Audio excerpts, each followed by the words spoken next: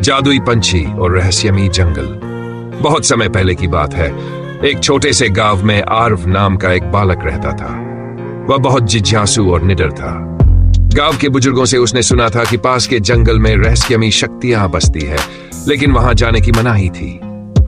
रहस्यमयी जंगल की खोज। एक दिन उत्सुकता में आर्व जंगल की ओर चल पड़ा। जैसे ही वह जंगल के भीतर पहुंचा, उसे महसूस हुआ कि यह कोई साधारण जंगल नहीं है। यहाँ के पेड़ फुसफुसाते थे, फूल हल्की रोशनी बिखेरते थे और हवा में एक जादुई सुगंध थी। अचानक उसने एक पेड़ की शाखा पर रंग बिरंगा चमकीले पंखों वाला एक सुंदर पंछी देखा। वह पंछी बोल सकता था। जादुई पंछी की फरियाद, आर्व, मैं इस जंगल का रक्षक हूं, लेकिन एक भयानक जादूगर ने जंगल की जादुई शक्ति चुरा ली है। यदि हमने इसे वापस नहीं लिया तो यह जंगल सूख जाएगा और अपनी सारी शक्तियां खो देगा। आर्व ने हिम्मत जुटाकर पूछा, मैं तुम्हारी कैसे मदद कर सकता हूं? पंछी ने कहा, तुम्हें जादूगर के काले किले से सुनहरा मोती लाना होगा। यह मोती ही जंगल की शक्ति का स्रोत है।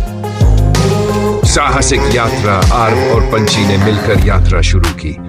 रास्ते में उन्हें कई परीक्षाओं का सामना करना पड़ा। पहले उन्हें बोलने वाले पत्थरों की पहेली हल करनी पड़ी, फिर उन्हें राक्षसी छायाओं से बचकर आगे बढ़ना पड़ा। अंततः वे जादूगर के किले तक पहुंच गए।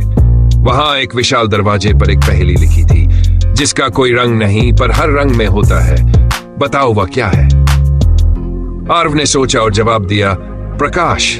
दरवाजा तुरंत खुल गया और वे भीतर दाखिल हो गए। चालाकी से विजय जादूगर सुनहरे मोती की रक्षा कर रहा था। वह बहुत शक्तिशाली था, लेकिन आर्व ने अपनी चतुराई से काम लिया। उसने पास रखे जादुई दर्पण को जादूगर की ओर मोड़ दिया, जिससे उसका जादू उसी पर पलट गया। जादूगर वहीं पत्थर बन गया। आर्व ने जल्दी से सुनहरा मोती उठाया और पंछी के साथ जंगल लौट आया। जंगल में जादू की वापसी। जैसे ही पंछी ने मोती को जंगल के बीचों बीच रखा, पूरा जंगल एक सुनहरी रोशनी से भर गया। पेड़ फिर से हरे हो गए, फूलों की सुगंध फैल गई और जादुई शक्तियां लौट आई। पंछी ने कहा, तुमने जंगल को बचा लिया आर्व। मैं तुम्हें एक वरदान देता हूं। अब तुम कभी भी किसी भी जीव से बात कर सकते हो। आर्व खुशी खुशी गांव लौट आया। अब वह जंगल और उसके जीवों का सबसे अच्छा मित्र बन चुका था और उसकी बहादुरी की कहानियां सदियों तक सुनाई जाती रही।